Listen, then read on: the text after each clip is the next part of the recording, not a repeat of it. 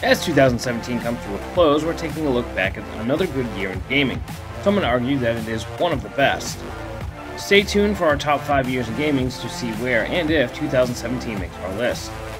We're looking back at some of the best games to come out on console this year. There were a lot of great remasters, reboots, revitalization of franchises, along with some new IPs this year. This included games from Xbox One, PlayStation 4, PlayStation Vita, 3DS, and the Nintendo Switch, which also launched this year. Hello everybody, my name is Jay from Game Nation, and here are our top 5 console games of 2017. And starting off our list is the 1930s cartoon-style platformer Cuphead. This is the first title from Canadian developer Studio MDHR, and everything from the art to the soundtrack to the film grain effects screams silly symphonies. You play as, well, Cuphead, repaying your debt to the devil by taking on a series of challenging bosses. The level design, innovative boss fights, and the super stylistic visuals make you want to make a deal with this devil that sold over 1 million copies in the first 2 weeks. Cuphead is one of the few console exclusives for Xbox One this year, but it is one of the good ones. Cuphead is also available on PC. Uncharted Lost Legacy started off as the standalone DLC for 2016's Uncharted 4, and although this is not a full-size game and is without the iconic Nathan Drake, this still has all the charms of the Uncharted series. Uncharted 2 and 3's Chloe Fraser is back after her notable absence from Uncharted 4 and is now teamed up with Nadine Ross to find the Tusk of Ganesh. The campaign is about 6 to 8 hours long, but has all the ups and downs you would expect from a Naughty Dog game. Teaming up with Nadine and Sam Drake ties this seamlessly with the main series, and I can't wait to see where Uncharted goes next, as Lost Legacy proves that Uncharted can survive without Nathan Drake. Wow, spectacular. You are truly as he anticipated. This is truly an unjust game. But if my voice is reaching you, I beg you, please overcome this game and save the world.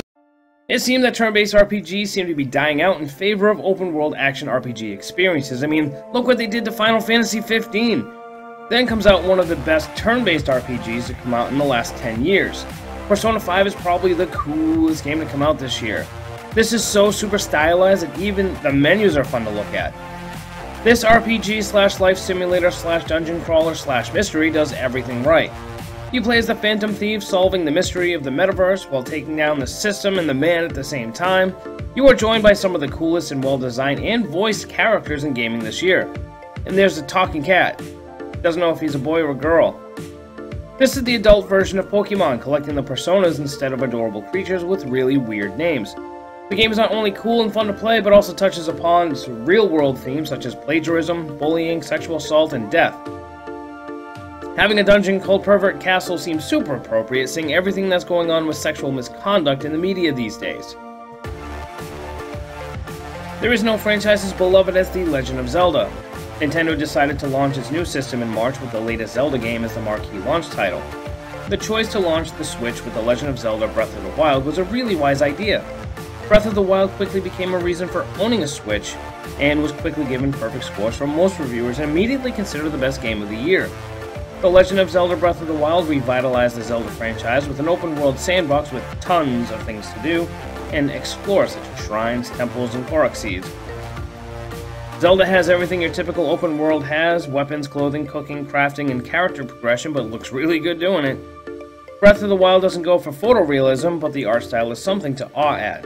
It's cartoony but fresh and is easily the best looking Zelda game ever.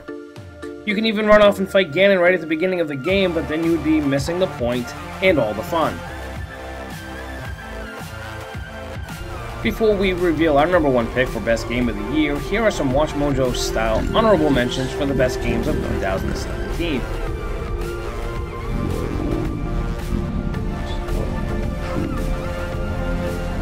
There's something I need you to do. If you ever meet up with your High Unit 9S,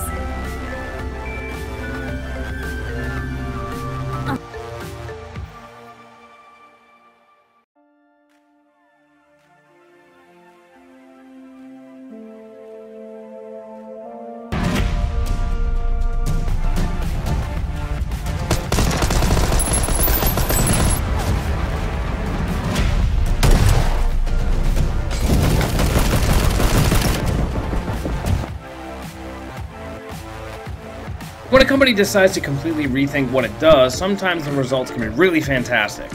Naughty Dog has been doing it for years, and when Guerrilla Games decided to move away from the first-person shooters to develop a new open-world RPG for Sony, many people were concerned. Instead, what Guerrilla gave us was an excellent showcase of the best of what open-world games have to offer. Excellent story, diverse combat, just enough collectibles, good progression system, and a protagonist that we could all get behind.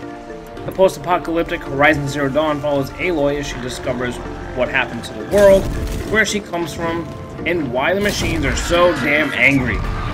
The side quests are more relevant to the overall world building than most open world games, and have an impact on the end game, or at least there's a trophy for that.